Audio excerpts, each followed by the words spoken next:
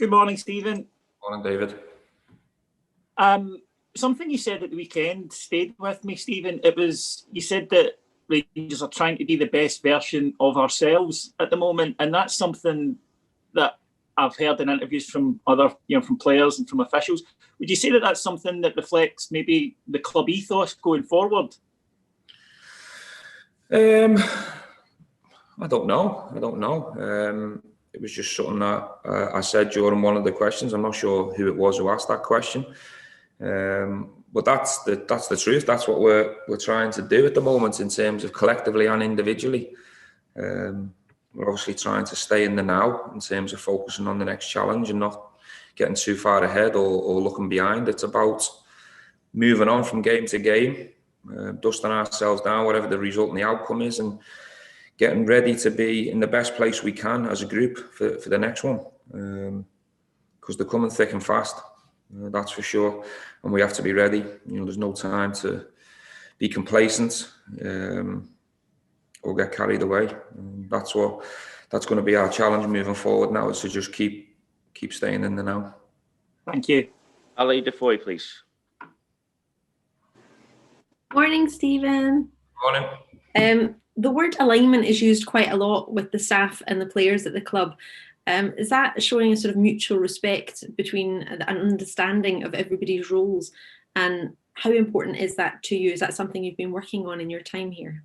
Yeah, I think the first thing when we came in the door, it was about clarity. It was about clarity of role. Trying to connect all the different departments and improve all the different departments. So that everyone's on the same page and understands what we're all trying to achieve here. That was one of the biggest challenges from day one, is to really get that alignment in place, making people feel part of it, the journey and the story, and all becoming one and all pushing in the right direction to change this club and try and get it closer back to being a successful club. Andy Newport, please.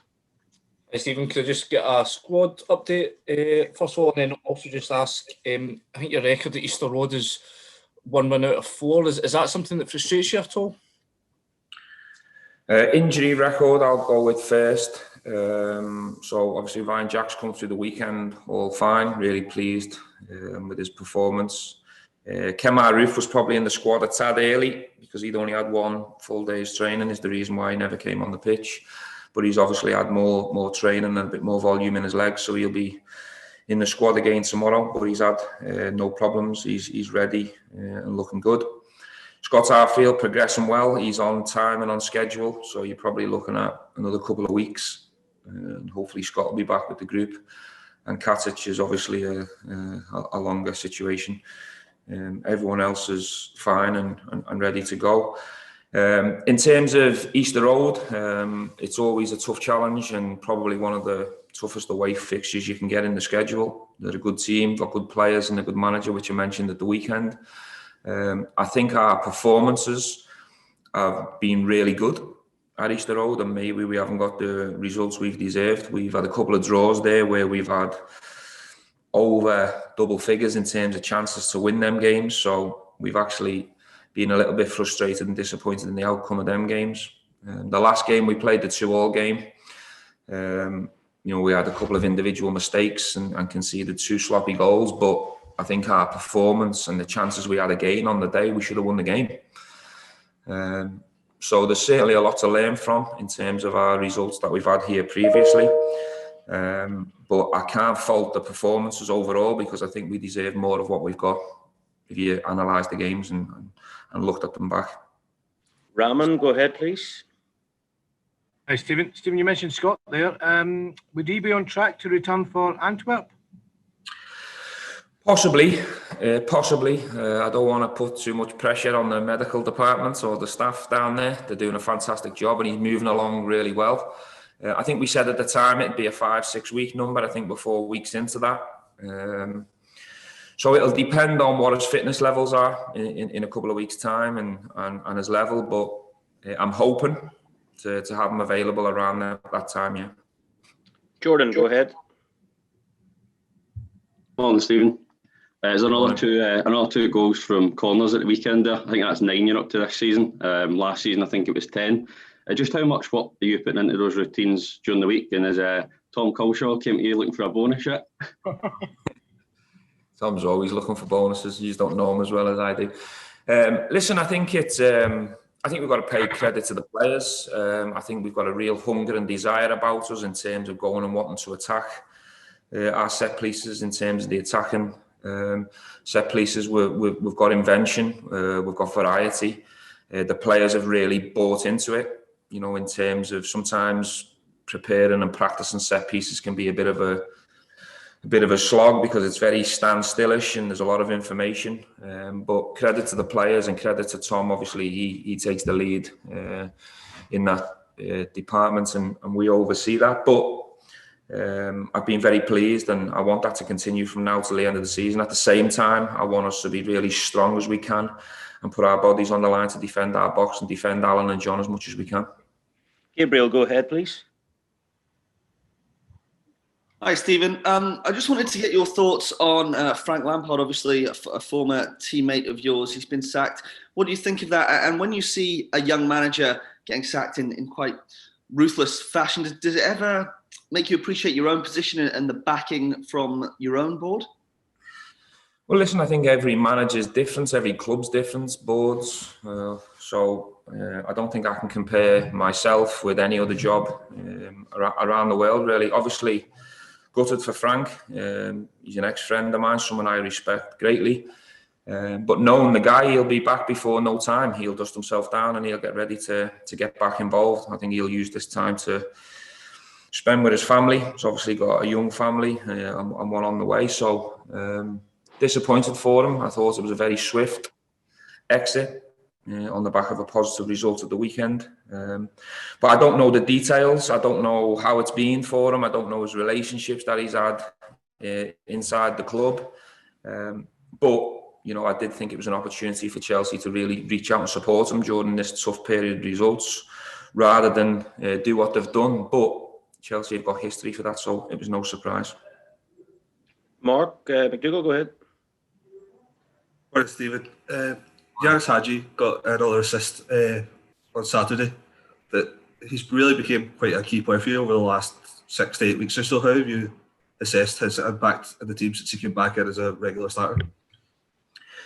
We're really happy with Yanis. He's a joy to work with. He's a student of the game. He's always looking at areas to improve, whether that be from a physical point of view, whether that be tactically or technically. He's someone you'd have to drag in off the training ground. He's always in the analyst department. He's never out the gym, so he's an absolute dream to work with, very low maintenance.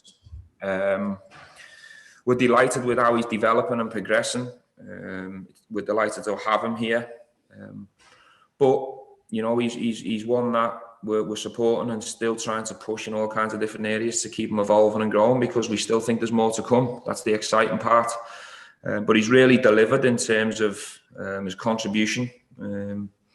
Recently, we had a good idea that in his first full season there'd be moments where we have to protect him and look after him, and there'd be times where we just have to let him go and be himself and give him some freedom within our system to go and be himself. And I think that's what he's done, certainly of late. Charles, go ahead.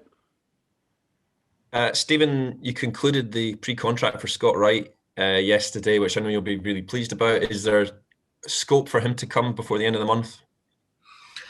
Well, we're not in control of that. We're really pleased and delighted to get Scott signed up, and we're really looking forward to welcoming him with open arms come the summer. He's a really good player. He's at a good age. Aberdeen have done a fantastic job. So's Derek in terms of his development and where he's at, and we're hoping to,